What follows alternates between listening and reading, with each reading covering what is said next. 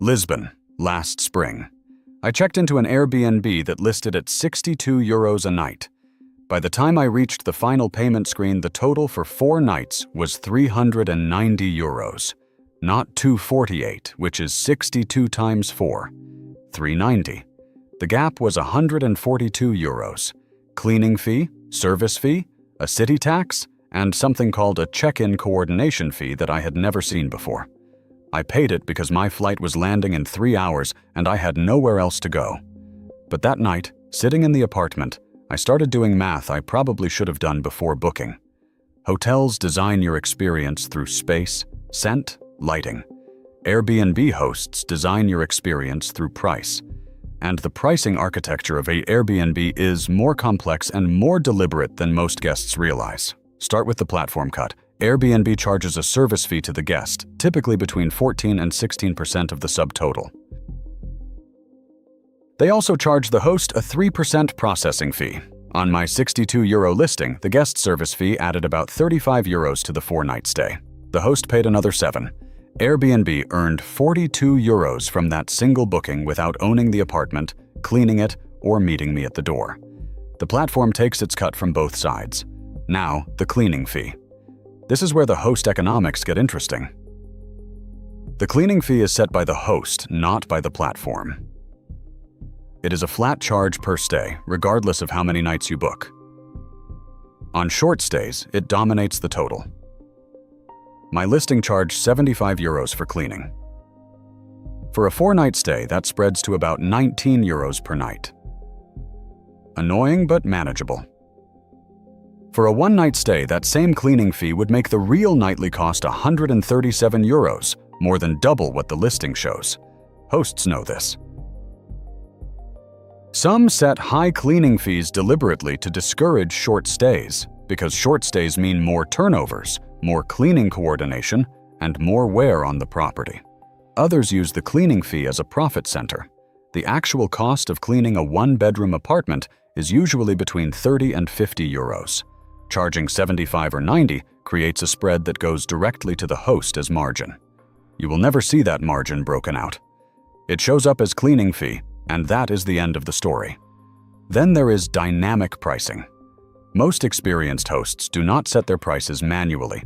They use third-party tools like PriceLab's, Wheelhouse, or Beyond Pricing that connect to the Airbnb calendar and adjust rates automatically based on demand, seasonality, local events, day of the week, and competitor pricing.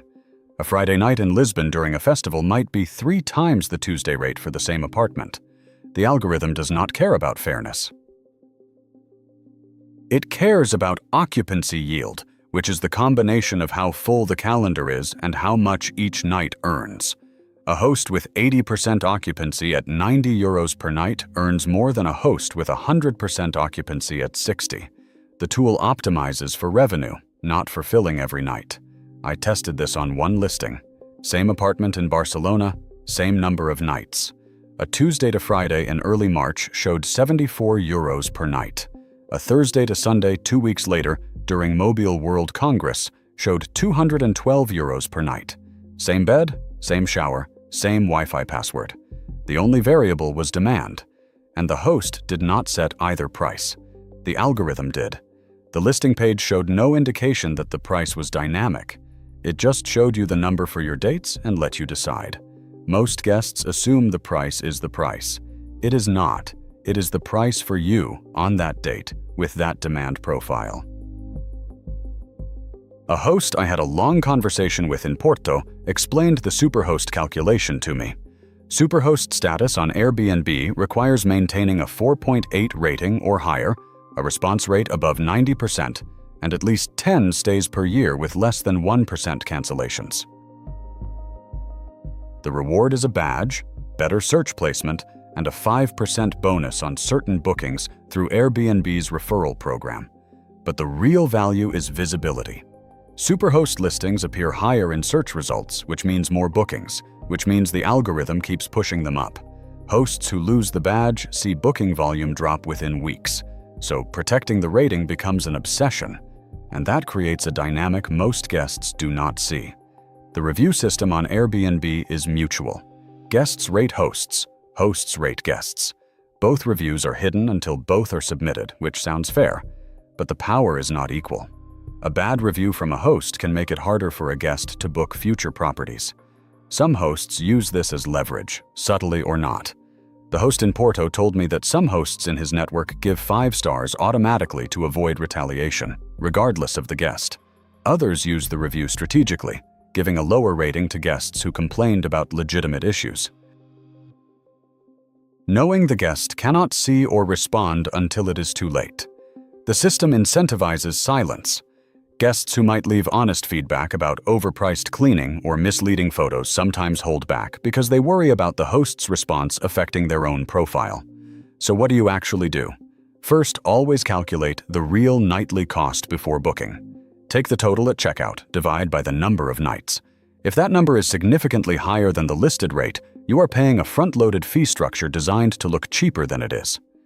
Second, read the last 3 reviews, not the overall rating. The most recent guests are the ones who experienced the current version of the listing. A 4.9 overall rating built over 2 years can mask a recent decline in quality. Third, compare the Airbnb total against a mid-range hotel in the same area for the same dates. On short stays, hotels often win on value because they do not charge cleaning fees and the service fee is built into the rate. Airbnb is not a scam. It is a marketplace. Hosts are small business operators running on tight margins with a platform that takes a cut from both sides. The pricing is designed to maximize their yield, just like any business. But the interface is designed to show you the nightly rate first and the total last. And that gap between first impression and final cost is where the money is made.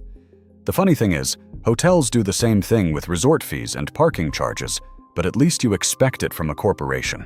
With Airbnb, the listing feels personal. A real person's apartment, their photos, their welcome message. And that personal feeling makes the hidden fees sting more. Because you thought you were dealing with a person, not a revenue optimization machine. Airbnb, hotels, they are both selling you a place to sleep. But the one thing that really affects how you feel after a trip has nothing to do with where you stayed. It is what happened to your body while you were getting there. Swelling, exhaustion, dehydration, all of it tied to altitude and pressure in ways that the standard advice barely scratches. That is where we go next.